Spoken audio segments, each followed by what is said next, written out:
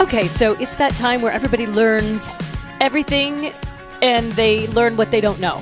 They don't know what they don't know, so they learn it. Did that make sense? So nice. I love that phrase. You don't know what you don't know. It says so much, but yet it's so confusing. Yeah. You convinced me so much. I agree with you. Yeah, thank you. See, Yeah. absolutely. That's my charm. Uh-huh. In case you don't know, this is Aly. Aly is she runs the Victoria Stilwell. Okay, I'm going to get the name wrong of it. Victoria Dog Stilwell training. Academy of Dog Training and Behavior. Okay, there you go. I knew I was going to get whatever. Yes, bam. So let's do some Ask Victoria. And since you're here, you're a dog trainer too. So jump in because you may have some interesting. We will not try to stump It's the great. band. We can do Ask Victoria and Aly. Okay, yes. To our special episode of Ask Victoria and Aly. And let's start with Nicole from Norwich, UK. Norwich.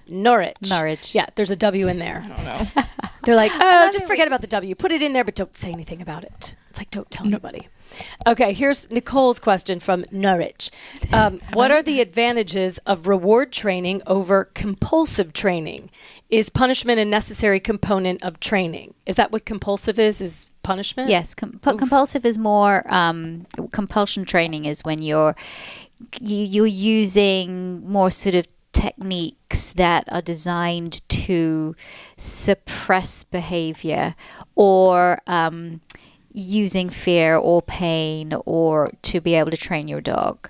So, for example, let's say we call a compulsion trainer would use a shock collar, or a compulsion trainer would use a prong collar or a choke collar to hurt the dog into walking well on the lead.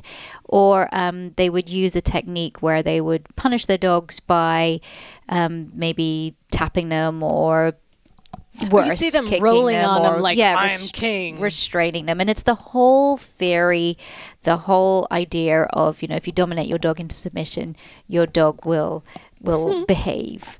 And we're very different. Positive training follows modern day behavioral and cognitive science because we know, and in answer to her question, we know that when positive training encourages dogs to learn, it motivates dogs to learn. And whilst they're learning, they're having fun. And whilst they're learning and they're having fun, they're creating this amazing bond with you. And then whilst they're learning and having fun and creating a bond with you, they learn to trust you. And all of these components make up a dog that listens to you. When you ask it to do something, it listens to you. When you ask it to come back to you when you call it, it comes back to you because you're the best thing ever. That's the difference. Positive training really puts the emphasis on encouraging the dog to learn, giving the dog choices, and really promoting a confident, emotionally stable dog. Compulsion training is different. Compulsion training, as I said, relies on techniques and methods and pieces of equipment that are designed to cause pain and fear, and also to make the dog obey. It's very sort of old-fashioned theory, and but obviously it's still practiced today. Now, we know it doesn't matter whether you've got a Pomeranian or a Pit Bull or you've got a Chihuahua or a Doberman, that positive training works across the board. Punitive training works as well, to a point. But the difference with punitive training is that it can cause the dogs to become very insecure. And they will obey because they're worried of what's going to happen to them if they don't. But they can become very insecure. And it causes dogs to become emotionally imbalanced, emotionally unstable. We don't want that.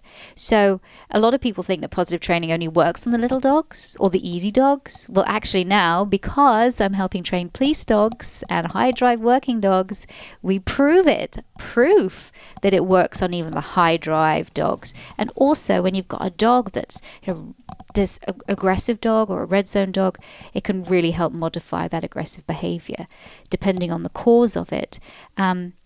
So that's what positive training is all about, and that's the two differences. And Aly, jump in here. To me, it's as simple as, do you want to teach your dog what you do want him to do, or even give him the choice? I like this, I also like this. Or do you want to have to go through and teach him every case, I don't want this, I don't want this, I don't want this? Does that make sense to you? I mean, if I had a boss at work and I would offer something and he would just say, no, not that. And I said, well, what about this? No, not that. Well, what about this? No, not that. I would either just give up or just sit there and do nothing, which a lot of times that's what dogs do, is they sit and do nothing, which looks like good behavior that we want, but it's really just they don't know what to do. So I'd much rather show my dog what I do want him to do and give him the option of, hey, you could do this or that. I think positive training puts the emphasis on teaching dogs what to do rather than what not to do. That's it. Because I would rather spend time teaching my dog what to do in the beginning when I get my dog and keep reinforcing that throughout, but really live a life of harmony and happiness with my dog rather than just having to tell my dog off all the time.